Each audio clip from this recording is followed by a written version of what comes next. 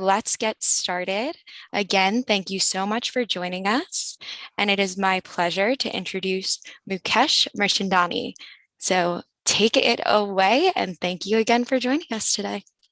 Thank you, Caitlin. You did such a good job saying my last name. That's not an easy one. Um, a very, very good morning to everybody who's dialing in. I hope you're having a good Monday. I hope your SaaStr's journey is off to a good start. Like Caitlin said, my name is Mukesh Mirchandani, and I like to think of myself as a sneakerhead, a fashionista, and as a CX enthusiast. But what pays the bills is that I'm VP of Global Field Solution Engineering at Freshworks. Now, till before last week, I would say, hey, Freshworks is a fast-growing SaaS company. You may or may not have heard of us, but we are really passionate about CX. I guess this week I will have to change that narrative as part of my talk track. So without any further delays, let's look at what we're going to talk about today. We're going to talk about a lot of very interesting things. We are here to talk about customer success and the success mandate. But what I'm going to do today is I'm going to try and find an intersection between human centricity and customer success. I think when we talk about customer success, we are often very focused on revenue and value. And I think those are very good things to focus on. But I would like us to start thinking about design thinking as it applies to customer success. I'll introduce this concept of human-to-human connections rather than business models such as B2B and B2C. So let's get into the content. And this is probably a slide that you see very frequently. If you are in a B2B SaaS organization, if you are running a B2C company, you think about customer success a little bit differently, right? You think about, in B2B, you think about customer success being a growth driver and net revenue retention. You often think about building customer champions. You think about creating customer value for your customers. And all of those are great things to think about. In B2C, this looks a little bit different. You think about wallet share, you think about loyalty, you think about returning customers. But I want to sort of say today that why do we think about B2B and B2C? Why don't we think about a human-to-human connection as we think about success, as we think about service, as we think about our customers in general? And so this is going to be what we'll focus on today. And to me, what is really critical when you start to think about those human-to-human connections is you have to understand what your customers expect. Customer expectation, I think, is the foundation of building good relationships. So let's think about a B2B organization. Some of you are probably in some sort of SaaS startups. You are probably looking to build really cool and powerful GTM business models. And I'm sure as part of your journey, you are thinking about self-service and trials. I hope a lot of you are thinking about that. And to me, there isn't a better form of empowerment for your customers than that type of helping themselves, whether it comes to sales, whether it comes to service, because I think customers expect that empowerment today. The second thing that you think about customer expectation, you should think about choice. Gone are the days where you had one channel or two channels to communicate, whether it was just phone, just email. Today, it's about channels of choice. It's about meeting your customers where they are and thinking about what do they expect in terms of those communication mechanisms. Are they more comfortable with messaging? Are they more comfortable with chatting? Things like that lead to choice, and that leads to convenience. Customers today equate choice with convenience. And this has been a big aha moment for me over the last 12 months or so as I've been speaking to so many of our customers. Third, I think personalization is something that you all probably know the value of. You probably think about this all the time. But I have a funny story to tell here. I actually received an email from a bank recently, and it said, "Dear customer." It started with the words "Dear customer." And to me, that is a sin. If you're not using the right personalization, if you're not knowing your customers well enough, then how can you expect to earn their business? And then finally, delight. Delight is something that Freshworks as an organization is really focused on, and we are trying to make delight easy as we think about our customers. But delight basically equates to efficiency and effectiveness. Think about how quickly you can resolve a question, and how effectively, meaning can you resolve the question on the first attempt, or will the customer keep coming back? So these are some key customer expectations that I truly encourage you to think about. This is where, if you think about your customer expectations, this is where human-centric design comes into play. So if you think about customer success, that you will be successful with your customers if you understand their expectations. In order to understand their expectations, you have to think about human centricity. And so I'm going to break it down into 4 buckets. I'm going to talk about design thinking, which is, by the way, a very powerful concept that has existed in product development for a long, long time. If you are users of the mouse, you're probably using design thinking. But design thinking is something that has found so many applications in sales and in strategy, and now it's finding a lot of applications in customer experience. So think about design thinking. Think about some of those elements like curiosity, the customer journey, and those type of things when you're thinking about your customer success, your customer journey. Second, empathy. This is no longer a buzzword, and this is no longer scripted. This is organizations that are doing empathy well are the ones that are really, really winning in the market. And empathy comes from insights. Empathy comes from knowing your customers well and asking all the right questions. The third bucket is human desirability. And again, when you think about your customers, they have a certain expectation from you, but they also have certain desires on how certain things should work. And if you can delight them with human desirability, I think that can be a game-changing aspect of your business. Now, of course, I want all the cool things, and I want all the things that a company can offer, but technical feasibility is something as well that we need to worry about. And so when you think about your systems, when you think about your platforms, you have to basically invest in platforms that can drive delight, that can drive human desirability. And the final thing, the final element of human-centric design that you should be thinking about is non-linearity. So let's say that you have a customer experience journey that you've mapped out for your organization, for your company. You have to keep learning and you have to keep iterating. If you feel like you've got it right, and if you've mastered your customer journey, you are probably going to be in for a rude shock a few months down the road, because there's a constant evolution, and iterative approaches to customer experience and customer success are key. Now, listen, a lot of these are topics that are somewhat abstract, right? And I recognize that as we're talking about these things, but these are fundamental things that can drive a company's success. So it's very important to understand these abstract concepts and then apply them to your business. So let's talk about the customer journey, because I think the customer journey is the most important thing in customer success. Organizations that understand how their customers do business with them are the ones that are going to be successful in the long run. So my advice to any organization that's thinking about customer success is start with journey mapping of your customer experience. And what I have on the screen is a very simple, a very basic B2C use case, right? This is how we shop, don't we? Right? But what are the things that go into this? And to me, the number one thing is your customer journey should be scenario-based. So when you are thinking about a sales scenario, your customer journey might look very different.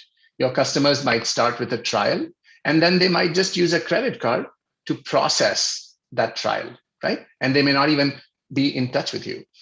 In the case of customer service, you might have a situation where a customer engages with a bot or a chat and then uses a knowledge base to help themselves. Both of these scenarios are very unique. They're very different. And so making your customer journey scenario-based is a really good idea if you're getting started with journey mapping. Second, I think customer preferences are really important. We've talked about this, right? When I am in my car, remember those days when we used to drive to work? When I'm in my car driving to work, and if I need to contact customer service, I'm probably going to use a phone, and I'm probably going to use a hands-free device. But if I am at the end of my day, I'm chilling on my couch, watching some TV, I'm probably going to chat with customer service. And so understanding your customer preferences in those journeys are extremely important. I would say that customer feelings are even more important, because when a customer is, for example, going through a sales process, there is a certain expectation, there's a certain excitement around that purchase that your customer is about to make from you, right? So understand those feelings of excitement and match those feelings and reciprocate those feelings. When you think about customer service, when a customer is trying to work with you and your product is not working like you said it would, right? We've all been there. There's frustration, there's angst. And so how do you manage those, and how do you deliver empathy against those customer feelings? And then finally, engage with trust in your customer journey. This is a very, very critical thing. To me, trust is about consistency. If your customers are reaching out to you and talking to a sales organization, let's say they have a certain type of experience. They reach out and talk to your customer service organization. Let's say they have a different type of experience. That is inconsistent, and that can break the trust. So what I tell organizations that are willing to listen to me is have some sort of a system that's unified across sales, service, and customer success. Have a unified platform that drives the single customer record, that you can sort of learn and understand your customer in a very consistent way, regardless of where you are within the organization. So engaging with trust is a very critical part of customer journey mapping. A couple of more concepts I want to introduce to you as we go through this. I think empathy is definitely a very underutilized concept in the SaaS world. I think we are very metrics driven, and I think what drives us is, like I said, net revenue retention and value and things like that. But I think the softer touch around empathy is very important. And so I'm starting to think of empathy as a CX tool rather than a feeling. And to me, we've all been in those situations where we've called a customer service organization and we've got a scripted response to our frustration, right? And sometimes when we're in a rush, the scripted response actually bothers us even more. So empathy is not a script. Empathy has to be organic. It has to be genuine. It has to be driven from customer insights. So having systems of record is great, but I encourage you to think about systems of insight, systems that give you specific information about your customers that you would otherwise not get. And this can be around data, it can be around sentiment, and then give these empathy tools to everybody in your organization, whether it's sales, service, customer success. Everybody should be engaging with your customers with this level of empathy. This is a 20-minute session, and so sometimes it is really hard to distill a lot of concepts into a 20-minute session, and I want to make sure that I save a bunch of time at the end for Q&A, because I can see there's so many questions that are popping in. But I want to sort of wrap it all up with a few key concepts. One is design thinking. When you think about customer success, don't think about customer success in the traditional way of customer success. Those metrics are extremely critical, and you should focus on those. But think about some new ways of driving customer success from a very early stage of your development as a company. This could be around journey mapping at a very early stage, using design thinking, using curiosity, using empathy to engage with your customers, and training your entire organization to think like this. The second key takeaway is empathy. Empathy comes from data. Empathy comes from having systems that speak to each other. Even better, having unified platforms that store data consistently, and then using that data to unleash customer insights. So I think that is a very critical part of it. And then finally, human-to-human connections. Train your teams, define your company's culture in a way that allows your teams to engage with your customers in a very human way. Build relationships, build those bonds, and I think that's what leads to long-term success. With that, we're at the end of my presentation. And Caitlin, I think we can start taking a few questions. Wonderful. We definitely have some questions rolling in, so I will get right to it. How do we convince a sales-centric leadership that design should receive more resources? I think you cut out just a little bit, but I think the question was, how do we convince a sales-centric organization that design should get more resources? Correct? Yes, yeah? Exactly. Got it. Look, I think design as a product concept that was in the 2000s, and that was in the 2008 and 2009. Today, design is in everything. It's not just in product development, it's actually in sales, it's actually in customer service, it's actually in customer success. And so to a sales centric organization that cares about revenue, I would say that the business case of design is actually around maximizing your revenue. Now, I don't know who asked the question and what your products are, but typically, when you start to think about your products, you'll find that there is a certain way you sell. There is a certain sales cycle. If you're a B2B SaaS company, sounds like you are, um, there is going to be a sales process that your sales team is following. Oftentimes, those sales organizations will stumble in certain types of deals, whether it's a product gap, whether it's a competitive pressure, right? And so using design thinking in those sales cycles will actually speed up your sales cycle.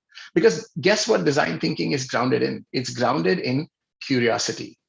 What is sales grounded in? Sales is grounded in curiosity. So I think there's a very distinct connection between sales and design. And I think to me, the best business case for design is in sales. So hopefully that addresses your question, but please reach out to me on LinkedIn if you'd like to explore this further. It's not a question that I can answer in a minute or two.